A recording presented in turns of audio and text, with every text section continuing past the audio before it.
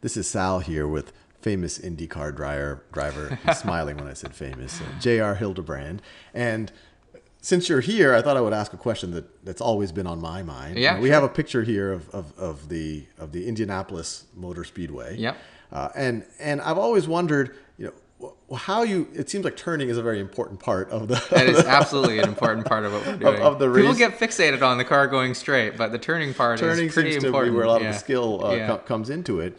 And I've always wondered, what is optimal? Do y'all try to minimize your distance and kind of take the turn as quickly as in as short of a distance as possible by kind of really hugging the corner by going like that?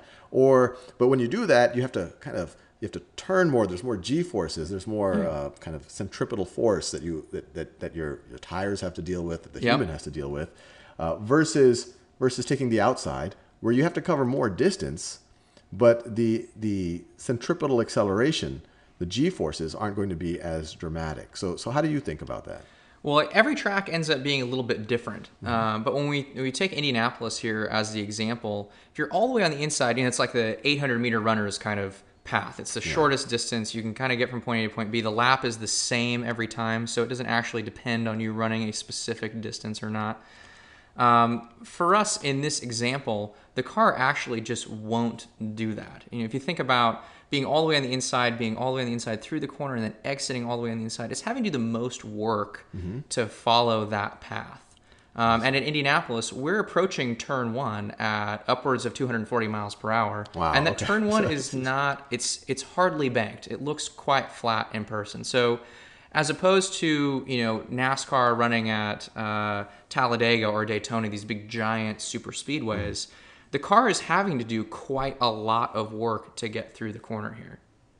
So do you take the outside, or is it? Well, so then, you look at that, and I think if you noted sort of the radius that we like, if you drew a full circle out of each of those arcs. Okay, so let's do that. So let's say this is the shortest distance path. This is kind of a circle that looks something like let me scroll over a little bit so that we can see it a little bit better. So this would be a circle like this. If you were to keep that arc going, it would be a circle that looks something like this. And so that's a pretty small circle. It's a small in the circle big scheme of things here, yeah. And for the larger one, the circle would look something like this. Right. So you have a larger radius, a larger turning radius, so you would have to have less centripetal acceleration, inward acceleration, and fewer G-forces on this outside one. Right. The larger the circle is. In a different way to look at it, if you looked at the car trying to just go around these two different circles, and it's going to be going the same speed on either one, it's doing a lot less work to get around this outside circle. And therefore, the speed that you could carry around that then sort of goes up. The car has a limited ability to stick to the racetrack. So I think opening that up definitely makes a big difference. But that's an important point. At least in Indianapolis, you're full throttle the entire way. Yeah, so when you're saying, obviously if you hit the brakes, the car could do what a very small turning radius. That's a good point. Yeah. But you're full throttle. You're not going to have any chance if you at all let off the gas. That's right. When you qualify at Indianapolis, you've got to put in 4 of your best laps of the season of your career in Indianapolis to qualify, and that you are absolutely flat chat the whole way around the racetrack. There's no lifting. There's no braking. And so that's why you're saying the car just wouldn't do that. If you're going all out, the car just wouldn't even be able to make this path exactly. Right so from a driver's, that's a good point. From the driver's perspective,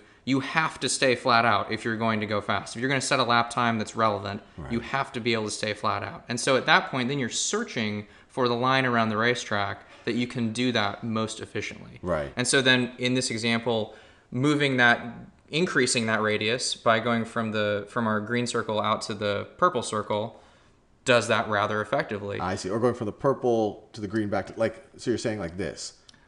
Well, yeah. And so then to find the actual optimal line, what we end up doing is starting out on the outside of the track, then bending the car into the inside of the track, and going back to the outside of the track, really using all of the road that's available to us. Right. So that's interesting. So, when I posed the question, it was kind of like my brain was just looking at these two circles, but you realize there's a bigger circle that you could fit here, that there's an arc like this, and this would be, if you imagine, this would be a part of a circle that's way huger than even that purple circle that we're drawing. Yeah. The turning radius, the center of that circle is like here or something. Right. So you have a lot less centripetal acceleration that you have to place, inward acceleration that you have to place on the car. Exactly. And therefore, the car is able to carry a massively increased level of speed through the corner, and that's really what we're looking for. You consider, I think it's a very interesting, when I think about what I'm doing as the driver, I don't think I really am consciously thinking that much about the mathematics that go into finding this optimal racing line. You sort of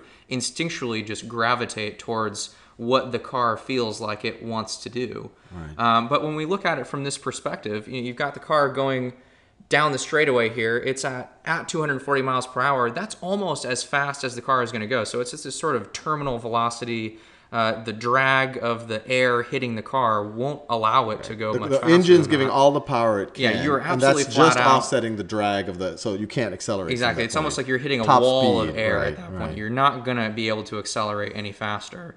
And so what you're really trying to do is you're trying to, in order to set that fastest lap time, which ends up equating to the highest average speed around the lap. That's what's the lowest number in terms of a lap time perspective. You're trying to get the car to most efficiently get through the corners so that you can allow it to accelerate down the straights as much as you can. You're sort of getting it to diverge from this intended course that it's going on here as efficiently as you can. And so by creating the largest radius around the corner, that's how we end up finding that optimal line.